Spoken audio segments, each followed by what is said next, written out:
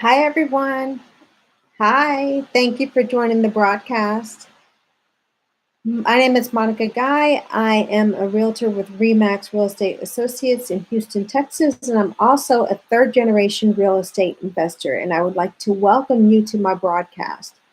So, I wanted to talk about something that is a little bit personal to me. So, I'm going to share a little bit about myself to you, or one of my life experiences, really, to you, but I think it is important that I talk about it because most people do not talk about this in real estate.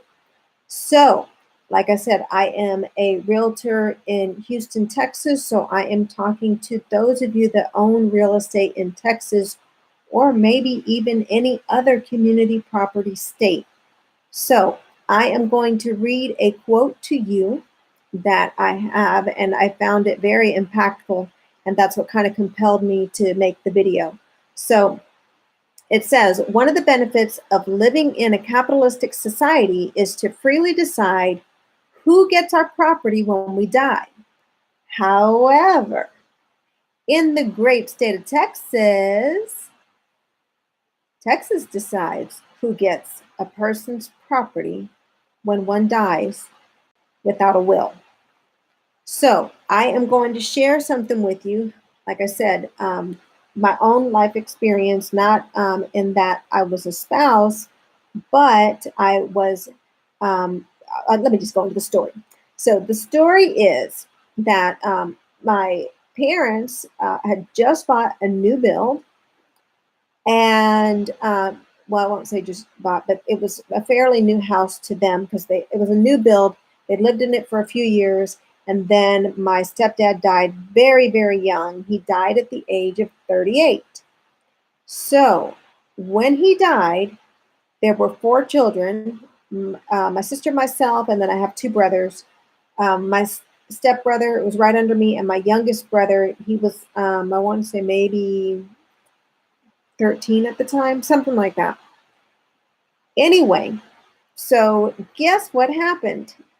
There was not a will. So my two youngest brothers, because they were the, the heirs, the next heirs in line, under my stepdad, they became property owners.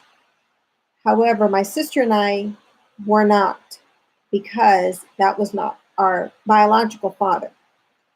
So my mom was not able to sell this house, anything like that with the house, like sell it, or I don't even think she could refinance it. I mean, there were she was limited on what she could do with the properties. What I'm getting at, because my brothers were not old enough to release their ownership of the property to her. If you have someone die and they don't have a will, and you're in a community property state, if you are married and you don't have a will and your spouse dies, then you become part homeowner, and the surviving children of that deceased spouse become heirs to that property. And you would not be able to sell until they are old enough to release the property over to you so that you can own it free and clear to sell it. So if you are in a situation like that, and you're married and you just bought a house, I strongly recommend that you have a will. Most of us get life insurance through our jobs, or we may have a life insurance policy, but we do not have a will.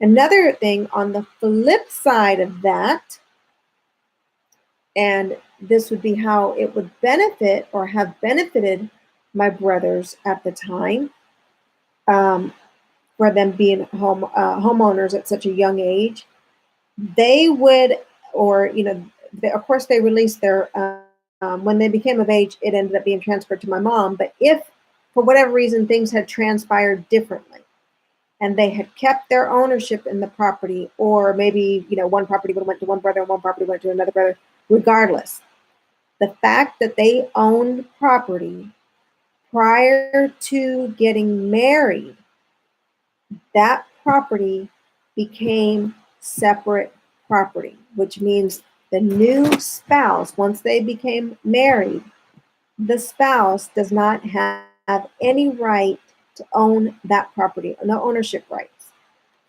So when you have separate property, you want to make sure that if you plan on keeping it separate property, and this is where a prenup would not necessarily apply because this is property that came to the marriage prior to marriage.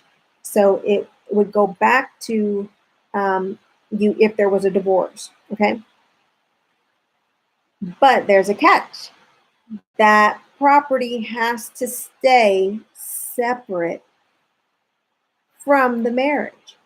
So you can't rent it out and have the rent coming into a joint account, or you can't have this property be rented out and then you have a joint account with your spouse, and then the air conditioner goes out, and then you pay for the repair out of your joint account. Well, if you do that, then that separate property just became community property.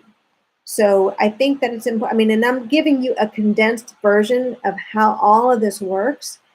But I feel like if the best that I do to put it in layman's terms for you, the better understanding that you have of the importance of it, and then better you'll understand that I truly am trying to help you. So if you are a new homeowner, or if you're about to own a home, or even if you've inherited a home, feel free to reach out to me. You can go to bit.ly/I'm your guy. That's going to go to my contact page on my website and give me your name, your phone number, and email address so that you and I can set up a strategy session so I can talk about your real estate goals or anything that you may already have, like if you already have property or, anything like that. Anything real estate, I'm happy to help you with. So I hope that you found that helpful, and I will be talking to you all again soon. Bye, y'all.